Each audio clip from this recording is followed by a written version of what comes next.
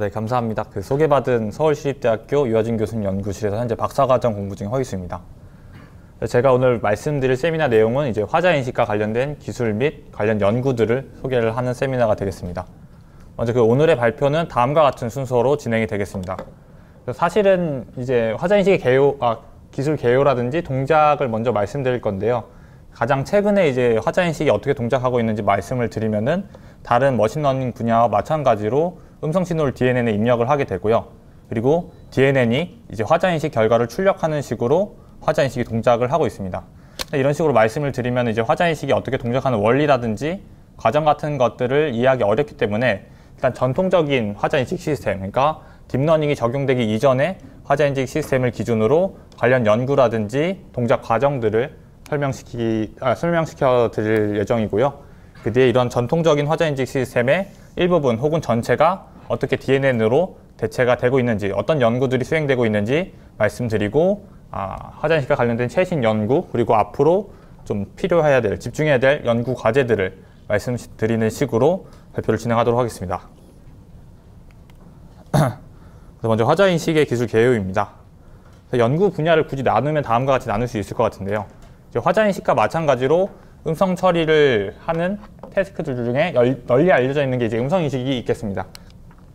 그래서 이 음성인식과 별개로 독립적으로 이제 화자인식이 존재하겠고요. 이 화자인식 내에서도 이제 좀 더 서브 태스크로 화자 인증과 화자 식별이 존재하게 되고, 그 화자 인증 식별 내에서도 다시 문장 종속이냐 독립이냐로 나누게 되겠습니다.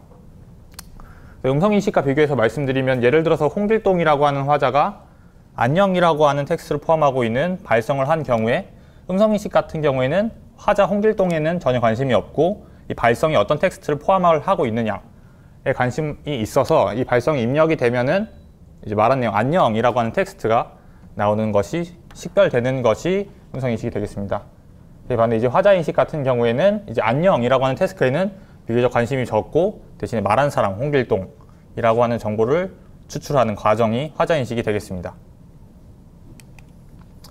그리고 또 이제 화자인식 내에서 화자 식별 태스크가 다음과 같이 동작을 하겠는데요. 화자 식별은 이제 미리 등록되어 있는 n명의 화자가 있다고 가정을 하고, 새로운 발성이 입력이 됐을 때 이 새로 입력된 발성이 미리 등록되어 있던 n명의 화자들 중에 누구의 발성인지를 식별을 하는 태스크가 되겠습니다.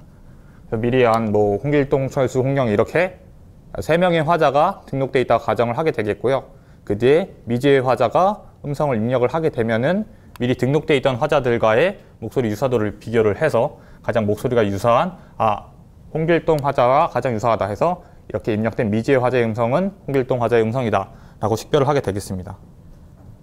이런 식으로 동작을 하는 화자 식별 태스크의 문제점이 뭐냐면은, 이제 미리 등록되지 않았던 화자가 들어오는 경우에도 거절을 하지 못하고 식별을 한다는 문제점이 있습니다. 그래서 미리 3명의 화자가 등록되어 있었는데 3명 외에 다른 화자가 이제 화자 식별을 요청을 하게 되면은, 정상적인 경우에 상식적인 선에서는 화자 식별 시스템이 처음 보는 화자다, 모르는 화자다 라고 식별을 해야 되게 되는데, 이제 동작하는 원리상 가장 목소리가 유사했던 홍철수라고 하는 화자로 인식을 하게 되는 문제점이 생깁니다. 그러니까 모르는 사람, 그러니까 사칭자 혹은 모르는 사람, 처음 보는 사람을 시스템이 인지할 수 없다라고 하는 문제점이 있습니다. 이런 문제점을 좀 보완을 하고 좀 다른 태스크로 나와 있는 게 화자 인증 혹은 화자 확인이라고 불리는 태스크가 되겠습니다. 그래서 스피커 베리피케이션이라고 보통 하고, 화자 인식 연구에서 가장 주로 많이 다루고 있는 분야라고 할 수가 있겠습니다. 그래서 이 태스크 같은 경우에는 이제 가정 자체가 뭐냐면은 대상 화자가 정해져 있다라고 가정을 하고 있고요. 그 뒤에 대상 화자가 한 명이 등록되어 있는 상태에서 새로 입력된 발성이 저희가 알고 있던 이 대상 화자의 발성이 맞는지를 확인하는 태스크가 되겠습니다. 그래서 마찬가지로 유사도 점수를 계산을 하게 되는데, 이때 이 유사도 점수가 어떤 특정 임계치 값 이상이면은 이 새로 입력된 발성은 우리가 알고 있던 홍길동이라고 하는 화자의 발성이 맞다라고 인증을 해주게 되고, 그 임계값보다 낮으면은 이제 처음 보는 화자, 사칭자라고 거부를 할 수가 있겠습니다. 그래서 이전에 말씀드렸던 식별 태스크랑 다르게 처음 보는 화자가 들어오면은 이제 거절도 할 수 있는 시나리오가 생기는 것이 화자 인증이 되겠습니다. 그래서 간단하게 생각해 볼 수 있는 어플리케이션이 스마트폰 같은 데서 이제 인증을 요청을 하고, 사용자 인증을 요청을 해서 잠금 해제 같은 것들을 하는 경우를 생각해 보실 수 있을 것 같습니다.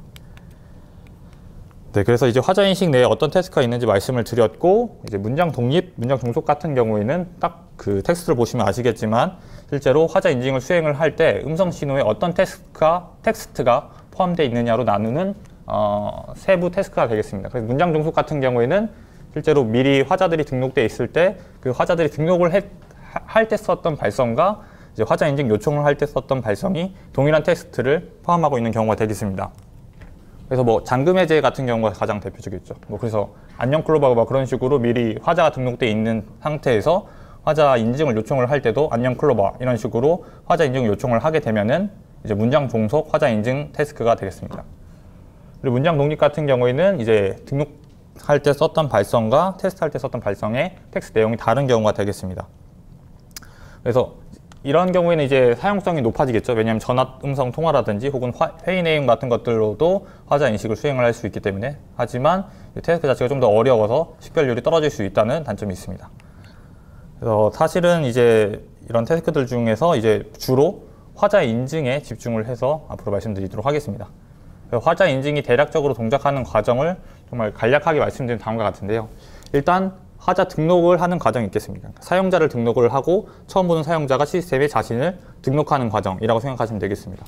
그래서 등록된 발성이 등록을 요청을 하는 발성이 들어오게 되면은 먼저 특징을 추출하게 되고요. 이 특징을 학습하는 모델이 있어서 화자 모델을 화자 정보와 사용자 정보와 함께 저장을 하게 됩니다. 그 뒤에 인증을 요청하는 발성이 들어오게 되면은 마찬가지로 화자 특징을 추출하고 난 뒤에 미리 저장되어 있던 화자 모델과 유사도를 비교를 해서 스코어를 계산을 하고 그 스코어가 인계값보다 높냐 낮냐를 기준으로 화자 인증을 수행을 하게 되겠습니다. 그리고 실제로 구체적인 동작은 화자 인식과 관련된 연구들의 흐름을 따라가면서 설명을 드리도록 하겠습니다.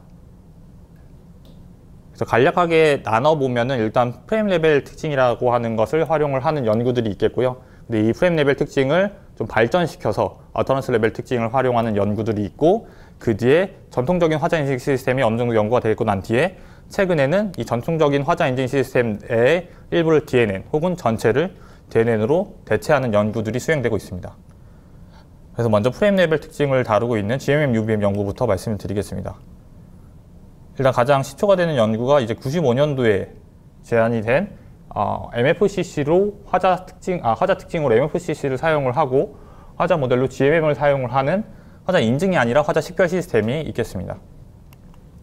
그래서 이 시스템 같은 경우에는 화자 특징으로 이제 MFCC를 사용을 하고 있는데요. 이 MFCC는 입력된 음성 신호를 매우 짧은 프레임 단위로 나누고 난 뒤에 이 프레임 단위로 MFCC라고 하는 특징을 추출하는 것이 되겠습니다. 실제로 어떤 시스템에 다음과 같이 음성 신호가 들어오게 되면은 기본적으로 이제 웨이브 폼이나 오실로그램 혹은 음성 파형이라고 하는 형태로 존재를 하게 됩니다. 근데 이 음성 파형을 매우 작은 구간으로 나누게 되고요. 이 작은 구간을 다시 나눠서 이제 프레임이라고 하는 단위로 분할을 하게 됩니다. 이런 식으로 음성 신호를 프레임 단위까지 작은 단위까지 분할을 하는 이유는 뭐냐면 음성 신호가 매우 짧은 주기를 가지고 빠르게 변화하는 신호이기 때문입니다. 그래서 저 같은 경우에도 지금 얘기를 하고 있는데 1초에도 많은 음소들을 발생을 하면서 제 음성 신호가 빠르게 변화하는 것을 확인하실 수가 있는데요. 이런 식으로 빠르게 변화하는 음성 신호의 특성을 잘 모델링하기 위해서 매우 작은 단위로 특징을 추출을 하고 화자 인식을 수행을 하게 되겠습니다. 그래서 이런 프레임 단위까지 분할이 끝났으면은 원래 시간축과 세기, 앰플리튜드로 나와 있던 데이터를 주파수 분석, FFT 같은 주파수 분석을 통해서 주파수 대역과 세기로 매그니튜드로 나타내는 데이터로 변환을 하게 됩니다. 그래서 원래는 이런 식으로 음성의 세기가 시간을 따라서 변화하는 데이터였는데 이 데이터가 변해서 이 프레임 내에는 500Hz의 신호는 어느 정도 세기로 들어가 있고 3000Hz는 어느 정도 세기로 들어가 있다라는 식으로 분석을 하게 되겠습니다. 근데 이 주파수 분석이 끝난 데이터에 각 주파수 구간의 에너지를 계산을 하기 위해서 멜필터 뱅크를 적용을 하게 되겠습니다. 그래서 각 구간을 본다는 것은 이제 한 5000Hz에서는 어느 정도 세기가 있다라는 것을 보는 것이 아니라 약 5000Hz에서 1000Hz까지는 어느 정도 에너지가 이 프레임은 어느 정도 에너지를 가지고 있다라는 것을 보게 되겠습니다. 그래서 이 멜필터 뱅크를 사용을 하게 되는데 이 멜필터 뱅크 같은 경우에는 실제 사람의 천지각적 특성을 반영을 한 필터가 되겠습니다. 그래서 사람이 청지각적 특성이 먼저 뭔지 말씀을 드리면은 사람이 원래 일반적으로 이제 저주파수 대역의 신호가 변하는 것은 민감하게 반응하는 데 반해 고주파수대역의 신호가 변화하는 것에는 좀 그거 변화를 인지하는 게 둔감하다고 합니다. 그래서 그거를 모델링해서 디자인된 필터 뱅크가 되겠습니다. 그래서 실제로 필터 값을 보시게 되면은 가장 마지막에 있는 필터가 약 3000Hz부터 3700Hz 정도까지를 매우 넓은 영역을 하나의 필터로 표현하는 것을 확인하실 수가 있고요. 고주파수 대역의 필터가 매우 듬성듬성 위치해 있는 것을 확인하실 수가 있습니다. 그리고 반대로 저주파수 대역 같은 경우에는 필터 크기 자체가 매우 작고 촘촘히 분포해 있는 것으로 봐서 실제로 저주파수 대역의 변화를 빠르게 캐치해내는 그런 필터 뱅크가 되겠습니다. 그래서 이런 식으로 필터 뱅크를 통해서 에너지까지 뽑게 되면은 예를 들어 23개의 필터 뱅크를 사용을 했다. 그러면은 프레임별로 23차의 특징을 추출했다라고 생각하시면 되겠습니다.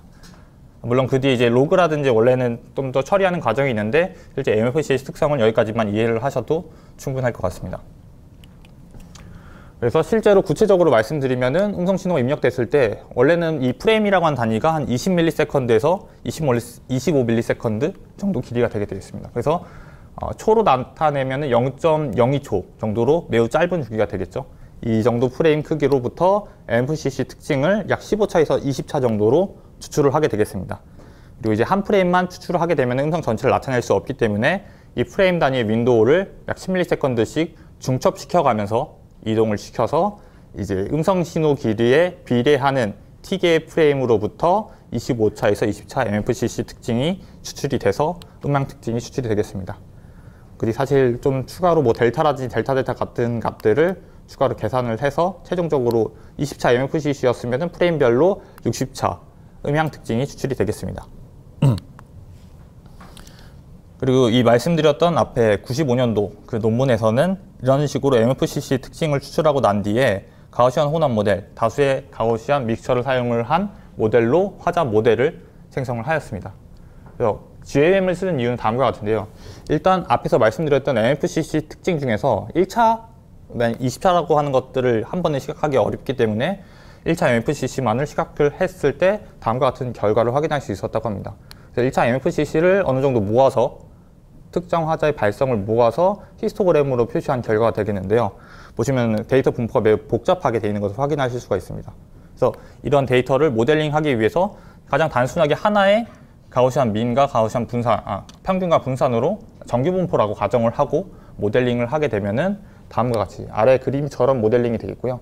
그래서 실제 모델링된 결과랑 히스토그램으로 나타낸 데이터 분포를 비교해 보시면은 차이가 많이 나는 것을 확인하실 수가 있습니다. 그래서 하나의 가우시안만으로는 MFCC 특징을 모델링해서 화자 모델을 활용하기 어렵겠구나 라고 생각을 해서 다수의 평균과 분산 값으로 데이터를 모델링하게 되고 이런 식으로 모델링하는 기법을 가우시안 믹스처 모델이라고 하고 있습니다.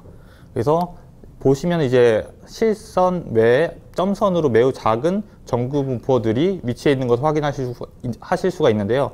이런 식으로 다수의 정규 분포의 결합으로 데이터 분포를 모델링함으로써 원래 데이터 분포와 유사한 모델이 가능하다고 하고 있습니다. 네, 그래서 이런 식으로 이제 프레임 레벨 특징으로 MFCC를 추출한 다음에 GMM으로 화자 모델링을 해서 화자 식별한 결과를 말씀드린 다음과 같습니다. 그래서 이제 왼쪽에 보이시는 그래프부터 보시면 되는데 그래프의 가로축이 이제 말씀드렸던 GMM에 포함되어 있는 믹서의 개수를 나타내고 있습니다. 그래서 뭐 10이라고 하면은 10개의 평균과 분산으로 화자 모델링을 했다라고 생각하시면 되겠고요. 세로축이 화자 식별율이라고 생각하시면 되겠습니다. 그래서 세 개의 선들이 각각 이제 화자 식별을 할 때 사용을 했던 테스트 발성의 길이를 나타내고 있습니다.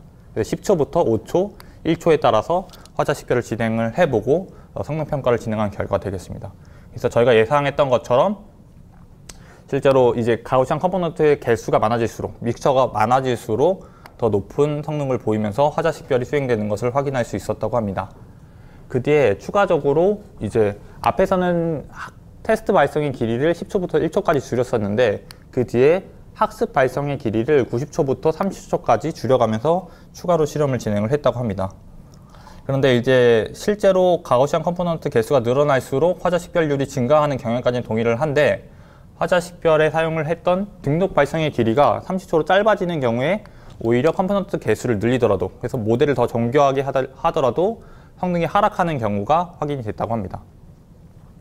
그래서 실제 생각을 해보면 그럼 이 경우에는 그냥 하자 등록 발송을 더 늘리거나 혹은 컴포넌트 개수를 낮춰서 낮은 식별률로 시스템을 구성하면 될 것 같은데, 이제 서비스를 하다 보면은 당연히 이제 성능을 낮출 수는 없겠죠. 그래서 컴포넌트 개수를 많이 가져가고 싶은데, 그리고 게다가 문제점이 실제로 사용자로부터 많은 등록 발송을 요구를 할 수가 없습니다. 그래서 저희가 화자 식별 서비스를 하게 되는데, 그때 사용자로부터 한 90초만 계속 자유 발송을 해주시면 저희의 화자 식별 시스템을 사용하실 수 있습니다. 이런 식으로 요구하기가 어렵기 때문에 실제 서비스를 한다고 했을 때 이런 식으로 등록 발송이 적을 때 모델의 과적합되는 문제가 더 심화되게 되고, 이런 심화되는 문제를 해결할 필요성이 생기게 됩니다. 그래서 이런 식으로 발생했던 화자 식별에서의 과적합 문제를 해결을 하고 이제 화자 인증으로 태스크를 옮기기 위해 제안된 시스템이 GMM UBM 기반 시스템이 되겠습니다. 이 GMM UBM 시스템 같은 경우에는 2002년도에 제안된 시스템으로 하나의 배경 화자 모델을 사용을 하는 시스템으로서, 일단 하나의 배경 화자 모델을 학습하고 난 뒤에 각 대상 화자의 모델을 배경 화자 모델로부터 조금씩 적응을 하는 기법이 되겠습니다. 그래서 이 배경 화자 모델을 학습을 하기 위해서 식별 대상이 되는, 그러니까 예를 들어서 화자 식별 시스템이 3명의 화자를 식별한다고 하면은 그 3명의 화자 외에 다수의 화자로부터 발송을 수집을 하게 됩니다. 이 발송을 보통 학습 발송이라고 부르게 되고 혹은 개발 세트라고 부르게 됩니다. 이런 식으로 100명, 200명의 화자로부터 발송을 수집을 하고 난 뒤에 하나의 GMM으로 그 다수의 화자의 발송을 모델링을 하게 됩니다. 이런 식으로 다수의 화자 발송을 사용했기 때문에 이제 모델이 과적합된다거나 혹은 통계적인 유의성을 많이 찾을 수가 있게 되겠습니다. 그래서 하나의 GMM을 학습하고 난 뒤에 각 화자의 데이터는 이제 실제로 매우 짧은 데이터가 되겠죠. 앞에서 말씀드렸던 90초, 60초 혹은 30초 정도로 짧은 화자 발송만을 가지고 미리 잘 만들어 두었던 배경 화자 모델을 조금씩 적응시켜서 각 화자의 모델을 생성을 하게 되겠습니다. 그래서 그림을 보시면은 원래 그 2차원상으로 GMM 믹서들을 모델링하게 되면, 시각화하게 되면은 다음과 같이 나타날 수가 있는데요.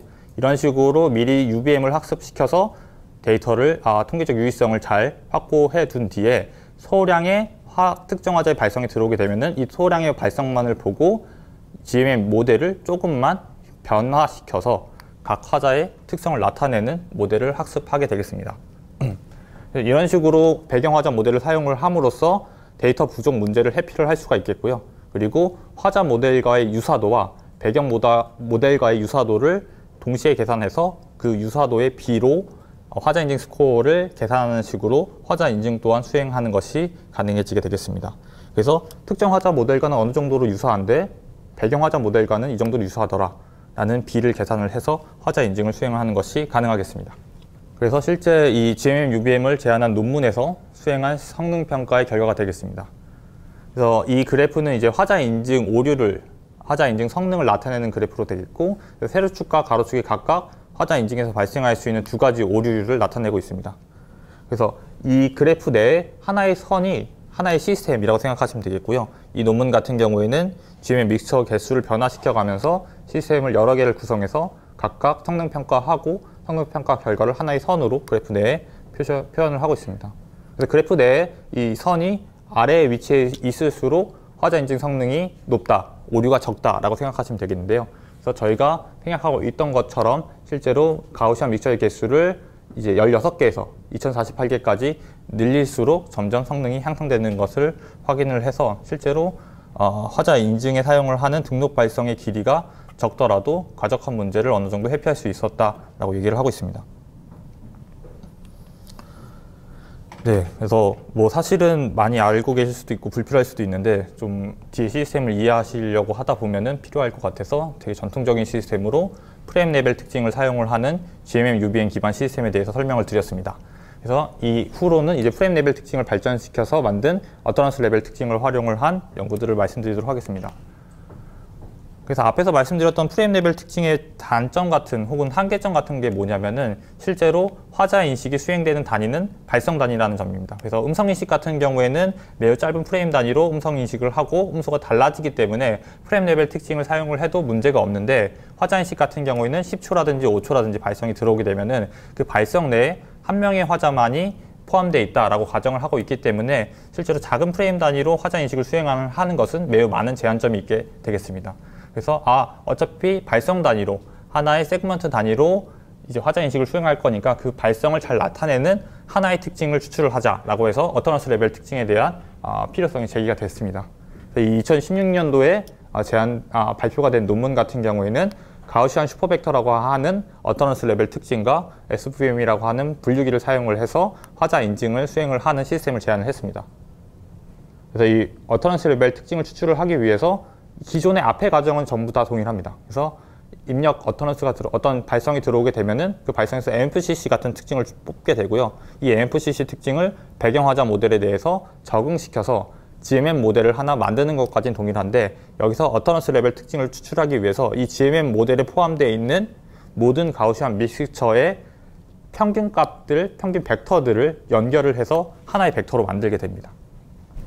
그래서 예를 들어서 이 논문 같은 경우에는 19차 MFCC에 델타까지 포함을 시켜서 38점 프레임 특징을 뽑았는데, 이 38점 프레임 특징을 2048개의 가우시안 믹스처를 가지고 GMM을 모델링 하게 되면은 총 이 38차의 평균 벡터 2048개를 연결을 해서 77,000 차원의 벡터가 하나 생성되게 됩니다.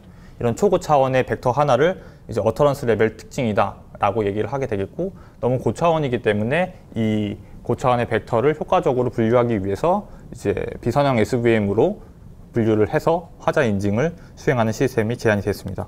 그래서 보시면은 정말 단순한 방식으로 화자 인증, 어터넌스 레벨 특징을 제안했는데도 불구하고 기존의 프레임 레벨 특징을 사용을 하는 두 개의 시스템보다 어터넌스 레벨 특징을 사용을 하는 시스템이 더 좋은 성능을 보이면서 확실히 화자 인증을 하려면은 프레임 레벨 특징보다는 어터넌스 레벨 특징을 뽑는 것이 더 효과적이겠구나 라는 생각들을 사람들이 가지게 됩니다. 그 뒤에 잠깐 나왔었던 시스템이 또 2007년도에 JFA라고 하는 시스템이 제안이 됐었는데, 이 JFA라고 하는 시스템은 앞에서 말씀드렸던 이 7,000 차원 정도 되는 차원의 특징이 너무 고차원이기 때문에 이 고차원 특징을 효과적으로 분석을 하자, 차원을 줄이자라고 해서 팩터 어널리시스, 요인 분석 기법을 적용을 한 기법이 되겠습니다. 그래서 이 MFS가 앞에서 말씀드렸던 가우시안 슈퍼벡터라고 생각하시면 되겠는데, 이 가우시안 슈퍼벡터 내에 여러 가지 성분이 있을 것이고, 그 성분 내에 어떤 화자 인식에 사용할 수 있는 스피커 팩터, 그리고 스피커 팩터 외에 다른 노이즈 팩터들이 있을 텐데, 이 노이즈 팩터와 스피커 팩터를 분리를 해서 우리가 관심 있는 스피커 팩터만을 저차원으로 추출을 해내자 하는 연구가 되겠습니다. 그래서 이 논문은 빠르게 지나가고, 그 뒤에 이제 화자 인식을 하시는 분들 외에도 많이 알고 계실 수 있는 아이벡터라고 하는 시스템에 대해서 말씀드리도록 하겠습니다. 그래서 앞에서 말씀드렸던 JFA가 마찬가지로 가우시안 슈퍼벡터를 저차원으로 분석을 할 때 채널 팩터라든지 화자 팩터를 나눠서 분석을 했다면, 이 아이벡터라고 하는 방법은 이제 가우시안 슈퍼벡터를 저차원으로 나타내되 채널 팩터라든지 화자 팩터 같은 것들을 고려하지 않고 하나의 발성을 하나의 유니크한 아이덴티티를 나타내는 하나의 벡터로 나타내자라고 하는 토탈 베리어비티 스페이스 상의 하나의 벡터로 나타내는 기술이 되겠습니다. 그래서 결론적으로 말씀을 드리면, 앞에서 말씀드렸던 JFA라고 하는 이제 채널 팩터도 보고 화자 팩터도 보는, 동시에 보는 그 기술이 어느 정도 실패를 하고 잘 동작하지 않는다라고 할 수가 있겠고요. 이런 식으로 분리를 하는 것이 너무 어려운 일이기 때문에 우리 이런 어려운 작업을 하지 말고 단순히 차원 축소만 효과적으로 해보자라고 하는 것이 아이벡터가 되겠습니다. 그래서 뭐 자세한 내용을 넘어가고 난 뒤에 일단 JFA의 차이점은 실제로 세션 베리어빌리티라고 하는, 그러니까 채널 차이 같은 것들을 전혀 고려하지 않은 상태로 특징을 추출하기 때문에 이제 뒷단에서 이제 세션 베리어빌리티를 보상하는 기법이 적용될 필요가 있다라는 차이점이 있고요. 그리고 기술 자체는 이제 저희가 익히 알고 있는 PCA와 유사하게 동작을 해서 약 7만 차원의 가우시안 슈퍼벡터가 존재를 하고 있으면은 이 7만 차원의 벡터를 약 300차원이나 600차원 정도의 적은 차원의 특징으로 축소를 하는 기술이 되겠습니다.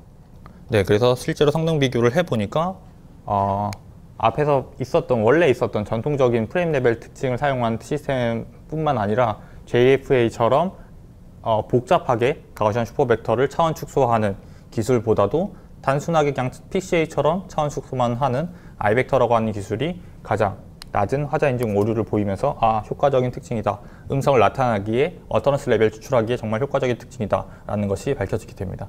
그래서 이 아이벡터라고 하는 특징은 화자 인식 외에 음성 인식이라든지 상황 식별 같은 음성 신호를 사용을 하는 여러 가지 연구들에 영향을 많이 미치게 됩니다. 그래서 앞에서 있었던 내용들을 요약을 해서 말씀드리면은 일단 한 2000년도에 프레임 레벨 특징을 사용을 하는 GMM, UBM 기반 화자 확인 시스템이 제안이 됐고요. 그 뒤에 이 시스템에 사용을 하고 있는 프레임 레벨 특징을 조금 더 정교하게 프레임 레벨 특징을 발전시켜서 어터넌스 레벨 특징을 뽑자라고 하는 연구가 2016년도에 시작이 됐습니다. 그리고 난 뒤에 사실은 앞에서 2016년도에 있었던 논문이 처음으로 어터넌스 레벨 특징을 사용했다라고 말씀을 드렸는데 그 이전에 이미 JFA 같이 JFA로 말씀드렸던 기법에 대한 연구들이 수행이 되고 있었는데 사실 큰 성능 향상이라든지 널리 알려지지 않았고요. 그 뒤에 이 JFA라고 하는 것이 실제로 2007년도에 대량으로 실험이 되면서 많은 사람들한테 알려지게 됐고, 이 JFA에서 쓰고 있는 팩터 어널리시스 개념, 그리고 가우시안 슈퍼벡터 SVM 논문에 쓰고 있던 어터넌스 레벨 특징의 개념을 합쳐서 2009년도에 아이벡터 개념이 나오면서 이제 어터넌스 레벨 특징으로 가장 많이 사용되는 아이벡터가 이제 2009년도부터 제안이 돼서 사용이 되고 있습니다. 네, 그리고 마지막으로 이제 아이벡터를 추출하고 난 뒤에 모델링을 하고 세션 베리어빌리티를 보상하는 내용이 되겠습니다. 그래서 문제점이 뭐냐면 JFA 같은 경우에서 이제 화자 특징을 어터넌스 레벨 특징을 추출하기 위해서 화자 팩터와 채널 팩터를 분리를 하는 내용을 제안을 했었는데요. 그래서 모든 사람들이 인정을 하는 것은 실제로 화자 팩터라든지 채널 팩터 같은 것들을 분리해야지 화자 인식이 더 잘 되긴 잘 될 것이다 라고 얘기를 했었는데, JFA가 안 됐던 이유는 그런 것들을 채널 팩터를 분리하는 게 필요 없는 작업이라서 그런 것이 아니라 채널 팩터를 분리하는 것이 너무 어려웠다 라고 얘기를 하고 있습니다. 그래서 일단 아이벡터 같은 특징을 추출하고 난 뒤에 아이벡터 레벨에서 아이벡터가 좋은 어터넌스 레벨 특징이기 때문에 이 아이벡터를 먼저 추출하고 난 뒤에 아이벡터 레벨에서 채널 팩터를 분리하고 화자 팩터를 좀 더 강화하자라는 연구들이 계속 수행이 되게 됩니다. 그래서 이런 식의 연구들을 이제 세션 베리어빌리티를 보상을 하는 연구라고 하고 있고요. 그래서 저희가 리니어 디스크리미네이트 어널리시스라고 해서 원래 머신러닝에서 널리 사용되는 기술들을 사용을 해서 간단하게 이제 세션 베리어빌리티를 보상하기도 하고, 혹은 WCCN이라고 하는 기술을 적용을 해서 코사인 시뮬러리티를 계산을 할 때 위딘 클래스 코베리언스를 좀 정교화시킬 수 있는 기법 또한 제안이 됐었습니다. 네, 그래서 성능평가가 이루어졌었고, 실제 그냥 단순히 LDA만 적용을 했을 때 2000 스페이스 상에서 아이벡터가 다음과 같이 분포를 해 있었고, 각각의 색들이 화자 정보를 나타낸다고 했을 때 특징 강화를 수행을 하게 되면은 조금 더 각각의 화자들이 분리되면서 어터넌스 레벨 특징이면서도 동시에 화자 인식에 적합한 어터넌스 레벨 특징으로 변환되는 것을 확인할 수 있었다라고 하고 있습니다. 네, 그 뒤에 이제 특징 강화만 하는 것이 아니라 실제로 스코어링을 할 때 조금 더 정교한 방법으로 하자라고 해서 PLD라고 하는 기법도 적용이 되는데요. PLD는 다음과 같이 아이벡터 스페이스 상에서 다시 한번 스피커 팩터와 채널 팩터를 분리해서 모델링하는 기법이 되겠습니다. 그래서 원래 가우시안 슈퍼벡터에서 JFA로 한 번에 채널 팩터와 스피커 팩터를 분리하는 것은 실패했지만, 일단 아이벡터라고 하는 특징을 일단 뽑았기 때문에 그 특징 레벨에서 다시 한번 채널 팩터와 화자 팩터를 분리하자 하는 내용이 되겠습니다. 이런 내용들은 빠르게 넘어가도록 하겠습니다.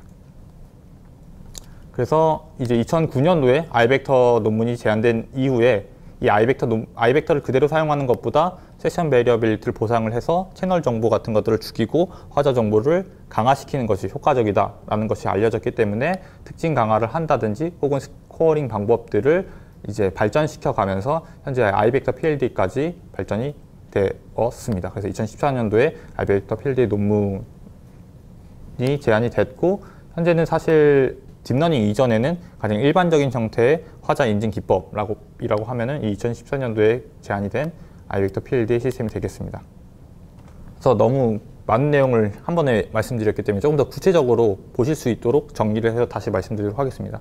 그래서 아이벡터 PLD 기반으로 화자 인증이 어떻게 동작하는지 말씀드리면은 다음과 같이 동작을 하겠는데요. 일단 단순하게 두 개의 발성을 비교하신다고 생각하시면 되겠습니다. 그래서 두 개의 발성이 유사하다 그러면은 화자 인증이 되는 거고, 두 개의 발성이 많이 다르다라고 하면은 사용자 거부가 되겠습니다. 그래서 이 등록 발성과 테스트 발성에서 각각 어터런스 레벨 특징이 i벡터를 추출하게 되겠고요. 그리고 미리 학습돼 있던 PLDA 모델링을 통해서 두 발성에서 뽑은 i벡터가 얼마나 유사한지를 계산을 하게 돼서 승인이나 거부를 수행하게 됩니다. 그래서 i벡터 추출 과정까지는 일단 외부 폼에 음성 신호가 들어오게 되면은 MFCC 같은 음성 특징을 각각의 프레임 단위로 추출을 하게 되겠고요. 그러면 이런 식으로 넓게 3포에 있는 프레임 레벨 특징을 추출할 수가 있겠습니다. 그 뒤에 이 프레임 레벨 특징에서 어터런스 레벨 특징을 추출하기 위해서 GMM 모델링을 먼저 하게 됩니다. GMM 모델링을 한다는 것 자체는 이제 가우시안 슈퍼 벡터로 어터런스 레벨 특징을 추출할 수 있다가 되겠고요. 그 뒤에 이 어터런스 레벨 특징의 차원을 축소를 해서 좀 더 효과적인 어터런스 레벨 특징을 만들기 위해서 i벡터를 추출하게 되겠습니다. 실제로 플로팅을 해보면은 프레임 레벨, MFCC 같은 프레임 레벨 특징 같은 경우에는 이 빨간색, 초록색, 파란색으로 표시되어 있는 각각의 화자들이 구분하는 것이 어렵다라는 것을 확인하실 수가 있습니다. 근데 i벡터 레벨로 뽑아 올라가서 어터런스 레벨 특징을 추출하기만 해도 확실히 프레임 레벨 특징보다 화자 인식에 좀 더 적합한 특징이 추출이 돼서 이제 초록색, 파란색, 노란색, 빨간색, 검색들이 잘 분류가 되는 것을 확인하실 수가 있습니다. 근데 물론 당연히 여기도 이제 채널 정보 같은 화자 인식에 방해가 되는 정보들이 포함이 되어 있기 때문에 뭐 길이 정규화라든지 LDA 같은 것들을 적용을 해서 실제로 조금 더 화자 인식에 적합한 특징으로 변환을 하게 되겠습니다.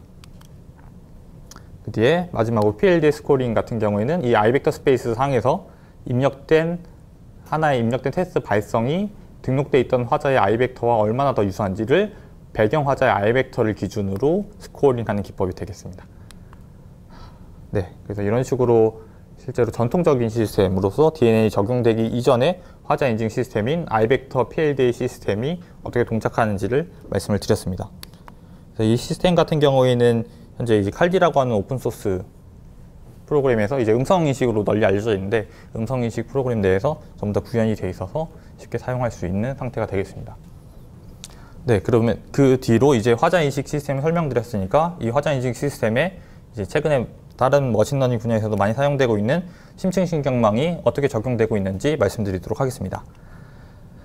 그래서 먼저 기존의 i벡터 PLDA 시스템을 그대로 가져가되 이 i벡터 PLDA 시스템 내의 일부를 DNN으로 대체하는 연구부터 설명을 드리겠습니다.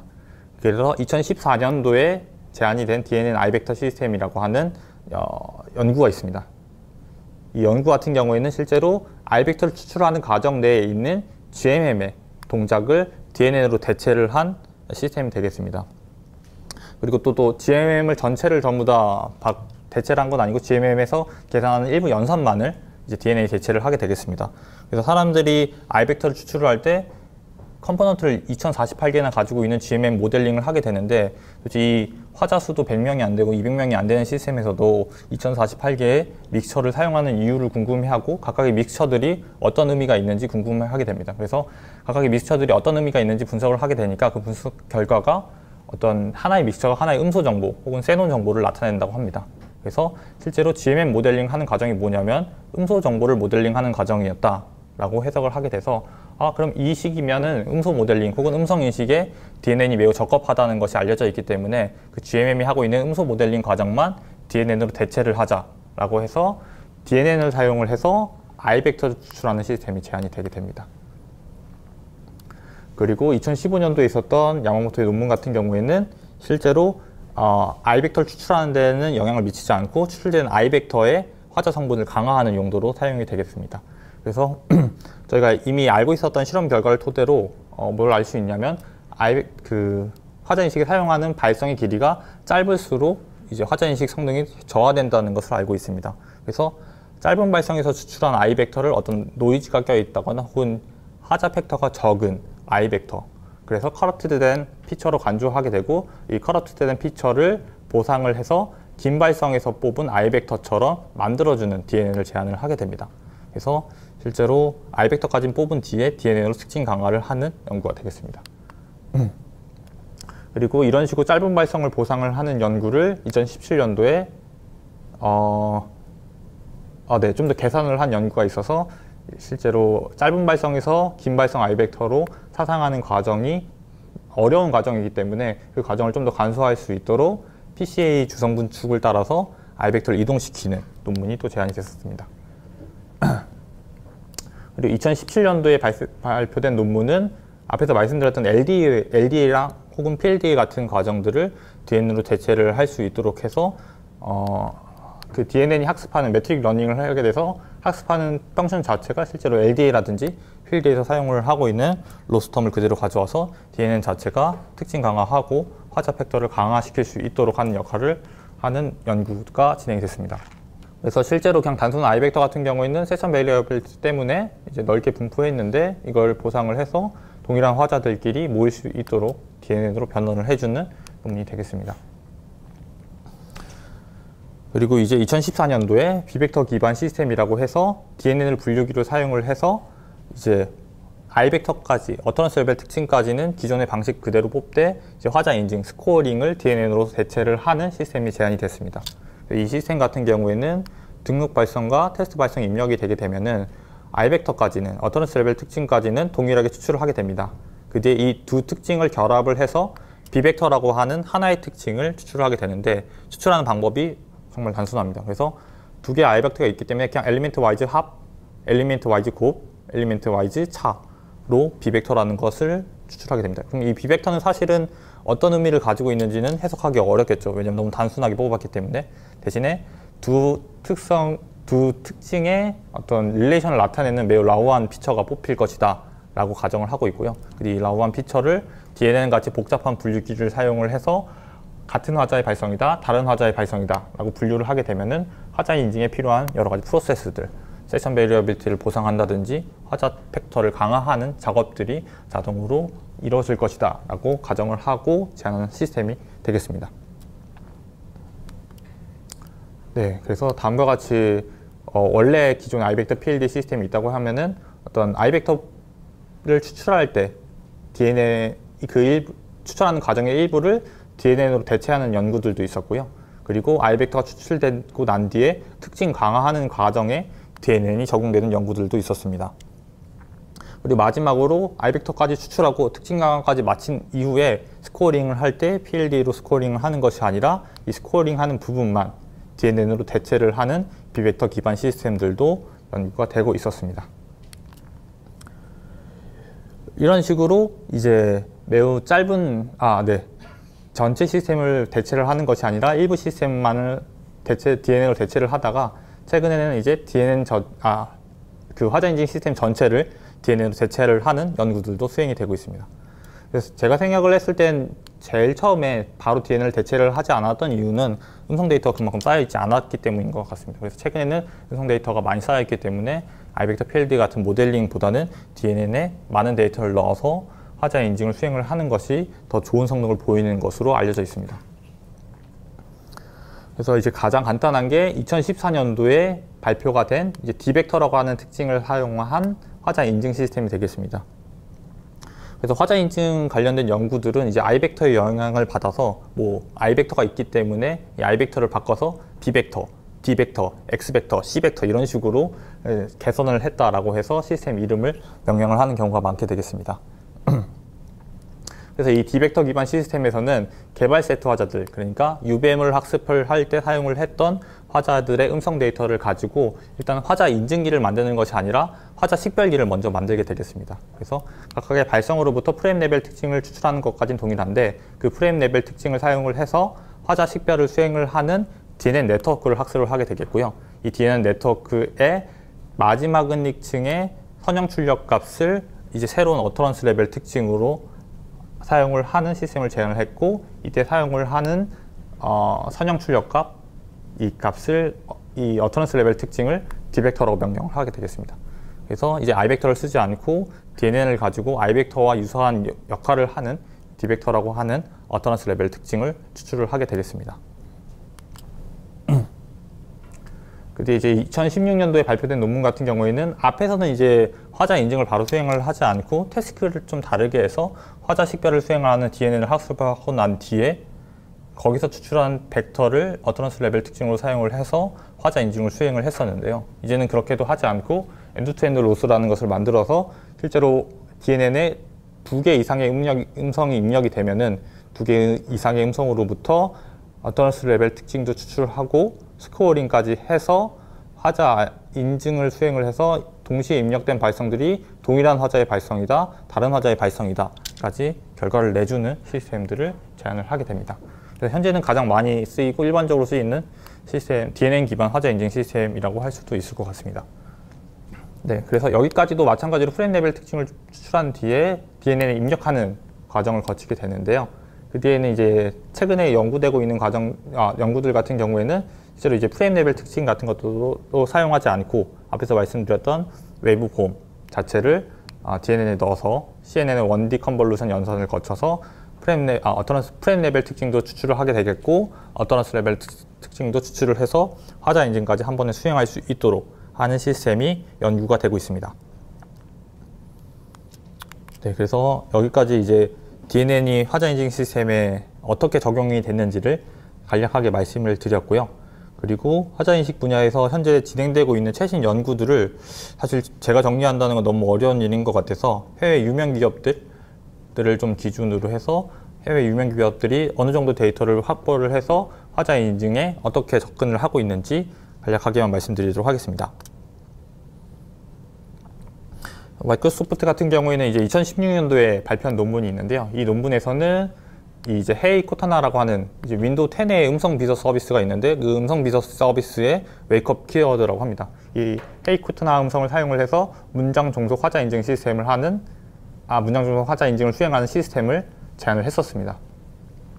그래서 이 시스템을 구성을 하기 위해서 마이크로소프트에서 자체적으로 수집을 한 16K 화자, 그러니까 16,000명의 화자의 발성을 사용을 해서 아래와 같이 이제 프레임 레벨 특징을 뽑으면 이 프레임 레벨 특징을 CNN으로 모델링을 해서 아이벡터와 같은 역할을 하는 어터런스 레벨 특징을 추출할 수 있도록 DNN을 구성을 하고 화자 인증 시스템을 구성을 했다고 합니다.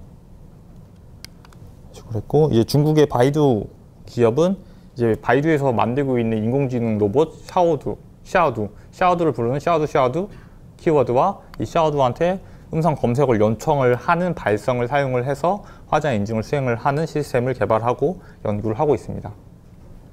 이 바이두 같은 경우에도 마찬가지로 스펙트로그램이라고 하는 어떻게 보면 프레임 레벨 특징이라고 볼 수 있는 특징을 먼저 추출하고 난 뒤에 이 프레임 레벨 특징을 CNN으로 분류를 해서 어터넌스 레벨 특징을 추출을 하고 그 뒤에 트리플렛 로스로 화자 인증까지 수행할 수 있도록 시스템을 구성을 하고 있습니다.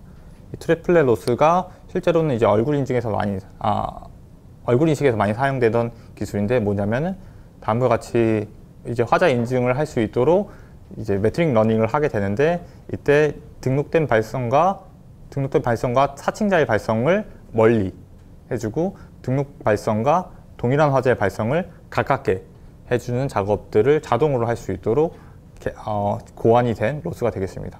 그래서 이 바이두 같은 경우에는 앞에선 이 음성 검색 발성 같은 경우는 250K, 그래서 약 25만 명 정도의 화자의 발성을 사용을 하고 있고 샤오두 같은 웨이크업 키워드 같은 경우는 12,000명의 화자의 발성을 수집을 해서 시스템 구성에 사용하고 있다고 합니다.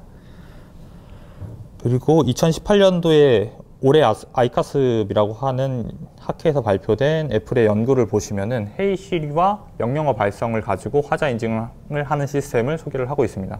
그래서 명령어 같은 경우에는 헤이 시리 부르면서 오늘 날씨 알려줘 라는 식으로 동시에 명령을 내리게 되는데 단순히 헤이 시리라고 하는 웨이크업 키워드만 가지고 화자 인증을 하는 것이 아니라 뒤에 있는 명령어 발성까지 동시에 사용을 해서 화자 인증을 수행을 하는 시스템을 소개를 하고 있습니다.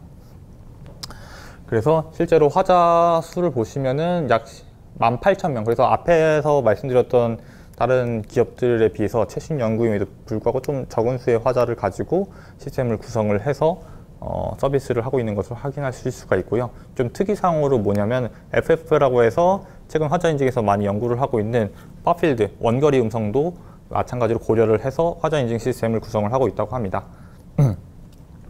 그리고 이제 헤이 시리 외에 다른 명령어 발성, 오늘 날씨 알려줘 같은 발성을 사용을 하게 되면은 이제는 문장 종속 화자 인증이 아니라 문장 독립 화자 인증으로 동작을 하게 됩니다. 그렇기 때문에 기존의 문장 종속 화자 인증만 수행을 하던 DNN이 좀 더 어려운 태스크를 수행하는 것이기 때문에 이런 어려운 태스크를 수행을 하는 DNN이 효과적으로 학습될 수 있도록 커리큘럼 러닝이라고 하는 기법을 새롭게 제안을 해서 적용을 하고 있습니다. 그래서 커리큘럼 러닝이라고 해서 되게 거창해 보이는데 단순하게 쉬운 태스크가 문장 종속 태스크이기 때문에 DNN에 먼저 문장 종속 태스크를 학습을 시키고 난 뒤에 문장 종속 태스크가 충분히 학습되고 나면은 그 뒤에 문장 독립 태스크를 학습시키는 식으로 DNN을 학습시킨다고 합니다. 그래서 이런 식으로 헤이 시리와 명령어 발성을 통해서 화자 인증을 수행을 하겠고요. 그리고 구글은 거의 매년 연도 단위로 계속해서 DB도 확장을 하면서 시스템도 계속 개선을 해서 발표를 하고 있습니다. 그래서 구글이 2018년도에 발표한 논문 같은 경우에는 이제 원래 미리 그 수집을 하고 있었던 OK 구글이라고 하는 발성 외에 헤이 구글이라고 하는 발성까지 추가로 수집을 해서 화자 인증에 사용을 하고 있다고 합니다. 그래서 화자 구묘를 보시면 이제 63만 명 정도의 데이터를 활용을 하고 있어서 앞에 있었던 다른 기업들과 비교를 해도 확실히 많은 양의 데이터를 수집을 해서 사용하고 있는 것을 아실 수가 있겠습니다. 그래서 구글 같은 경우에는 앞에서 말씀드렸던 그 트리플렛 로스를 좀 더 개선한 제너럴라이즈드 엔드-투-엔드 로스라고 하는 것을 사용을 해서 실제로 각각의 화자 인증을 로스를 계산을 할 때 발성 단위로 계산을 하는 것이 아니라 각 화자별로 계산을 한 센트로이드를 기준으로 화자 인증에 적합한 로스를 계산하도록 하는 시스템이 되겠습니다. 그리고 이제 원래 수집을 하고 있었던 OK구글이라고 하는 데이터를 63만 명의 화자로부터 정말 대량으로 확보를 했기 때문에 헤이 구글이라고 하는 태스크로 확장을 할 때도 이 63만 명의 데이터를 활용하고 싶은데 실제로 DNN에 학습을 시켜봤더니 데이터 자체의 양이 너무 언밸런스하기 때문에 아무리 헤이 구글 데이터를 넣어도 OK 구글만 되는 모델이 학습됐다고 합니다. 그래서 이런 문제점을 해결하기 위해서 OK 구글도 잘 되고 헤이 구글 적은 양의 데이터로 학습한 헤이 구글 키워드도 잘 화자 인증을 하는 네트워크를 만들기 위해서 멀티리더라고 하는 기법을 제안을 해서 활용을 하고 있다고 합니다. 네, 여기까지가 이제 최신의 연구 과제들을 간략하게 말씀을 드렸고요. 그리고는 이제 앞으로 남은 화자 인식과 관련된 앞으로 연구 과제들, 많이 알려져 있는 연구 과제들 혹은 아직 현재 제일 최근에까지도 많이 수행되고 있는 연구 과제들에 대해서 말씀드리도록 하겠습니다. 네, 그래서 앞에서도 몇 번 말씀드렸는데 가장 중요한 키워드 중에 하나는 이제 짧은 발성에 대해서 화자 인증이 잘 되도록 하는 연구가 있을 수가 있겠습니다. 그래서 OK구글이나 헤이쉬리처럼 문장 종속 태스크 같은 경우에는 이미 발성이 1초 이내여도 화자 인증이 꽤 잘 된다. 그래서 구글 같은 경우에는 문장 종속이면 3% 이하의 에러를 보이고 있어서 에러가 한 1%, 2% 정도로 화자 인증을 수행을 하고 있거든요. OK구글이라고 하는 짧은 발성을 가지고도. 근데 이 경우에는 문장 종속이 있기 때문에 잘 되는데 문장 독립 같은 경우에는 아직까지도 이런 성능 하락 문제를 완벽하게 해결하지 못했다고 합니다.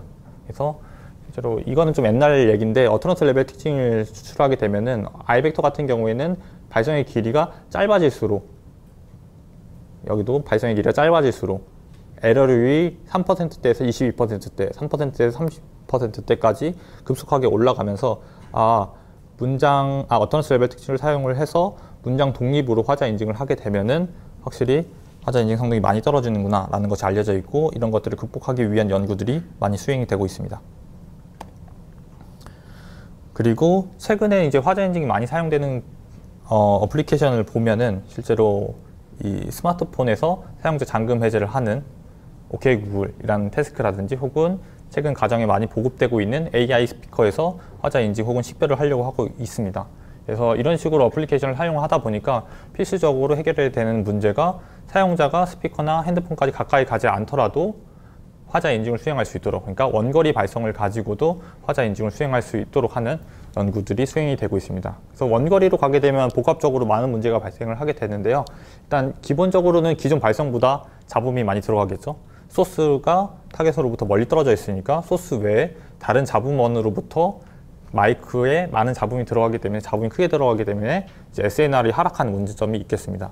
그리고 어떤 AI 스피커라든지 휴대폰이 놓인 공간 환경에 따라서 사용자의 발성이 벽에 튕겨서 입력이 되는 리버브 같은 것들이 추가가 돼서 화자 인증을 어렵게 하고 있겠고요.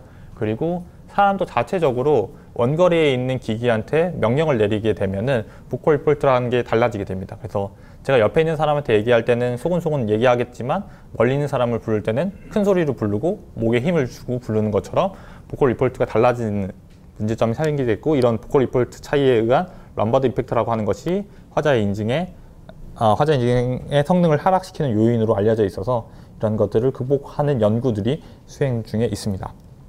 그리고 스푸핑 어택 디텍션이라고 해서 앞에서 말씀드렸던 화자 인증과 별개로 화자 인증 시스템을 속이려고 하는 사칭자의 악의적인 공격이 있을 수가 있는데, 이런 악의적인 공격을 대비하는 시스템에 대한 연구들도 수행이 되고 있습니다. 그래서 예를 들어서 화자 인증 시스템의 사용자가 아니라 사칭자가 화자 인증 시스템을 속여서 자신이 사용자인 것처럼 사칭을 하기 위해서 미리 사용자의 음성을 녹음했다가 화자 인증 시스템에 입력을 할 수도 있겠고요. 혹은 음성 합성기를 사용을 해서 텍스트로부터 사용자의 음성과 유사한 목소리를 만들어서 입력을 할 수가 있겠고, 혹은 임의의 음성인데 그 사용자의 화자 정보를 조금 합성을 해서 임의의 음성을 사용자의 음성인 것처럼 변조하는 경우도 있을 수가 있겠습니다. 이런 식으로 사칭자가 스푸핑 어택을 하는 경우에 이런 스푸핑 어택을 디텍션하는 시스템을 화자 인증 시스템과 별도로 두어서 사칭자의 공격을 대비하는 스푸핑 디텍터에 대한 연구들도 많이 진행이 되고 있습니다. 그래서 이런 식으로 스푸핑 검출 연구가 진행이 되게 되면은 이 아마존 에코 사건과 같은 이슈에도 대응이 가능할 것 같다라고 기대를 하고 있고, 이제 화자 인증 시스템이 어떤 금융 분야나 혹은 카드 결제 같은 것들에 적용이 됐을 때 신뢰도를 높이는 역할을 할 수 있을 것 같습니다. 그래서 아마존 에코 사건 같은 경우에는 뭐냐면, 그냥 아마존 에코를 비치해 두었던 집에서 TV 소리를 듣고 임의의 물건 산 사건이 되겠죠. 정확하지 않은데, 그래서 TV 앵커가 어떤 인형집을 사줘라고 TV 앵커가 얘기했는데, 그 TV를 보고 있던 집에 비치돼 있던 AI 스피커가 그 명령어를 듣고 실제로 그 아마존에서 그 인형집을 샀던 사건. 근데 실제로 있었던 사건인지 아니면은 그냥 가십거리 뉴스만 있는 건지 정확하지 않은데, 아무튼 이런 식으로 발생할 수 있는 문제점도 이 스푸핑 디텍터를 통해서 예방하는 것이 가능하겠습니다. 네, 그래서 오늘 발표에서 이제 전통적인 시스템, 아이벡터 PLDA 시스템부터 시작을 해서 아이벡터 PLDA를 이제 개선시키는 연구들, 그리고 DNN을 적용을 해서 DNN으로 화자 인증을 수행을 하는 연구들을 쭉 말씀드렸습니다. 네. 그리고 제가 준비한 내용 여기까지 되겠습니다. 감사합니다. 보통 스피치 투 텍스트로 많이 쓰잖아요. 스피치 투 텍스트, 네, 맞습니다. 네, 그래서 지금같이 아이벡터를 추출해가지고 레코그니션 단계로 진입하려면 보통 어느 단계까지 해서 중간에 끊으시나요? 설명 잘 못했는데, 원래 음성인식으로 칼디를 많이 쓰는데, 네. 아이벡터를 추출하려면은, 네, 거기에서 또 네. 그 STT에 적합한 아이벡터를 추출한다고 되어 있는데, 네, 그 레코그니션 관련해서 아이벡터를 네. 추출하게 하려면, 네. 거기 아마 이그젠플 코드에 아예 화자 인식용으로 아이벡터를 추출하는 코드들이 준비되어 있어서요. 그때 필요한 데이터 목록들도 나와 있고, 그리고 그 화자 인식에 적합한 아이벡터를 추출하기 위해 학습하는 과정들도 쫙 나와 있습니다. 그래서 아마 그걸 참고하시는 게, 그래서 아마 폴더명이 SR이라고 해서 스피커 레코그니션 이밸류에이션이라고 하는 폴더명이 있어서 그 폴더명에 화자 인식을 위한 아이벡터를 추출하는 과정이 잘 나와 있을 것 같습니다. 네, 감사합니다.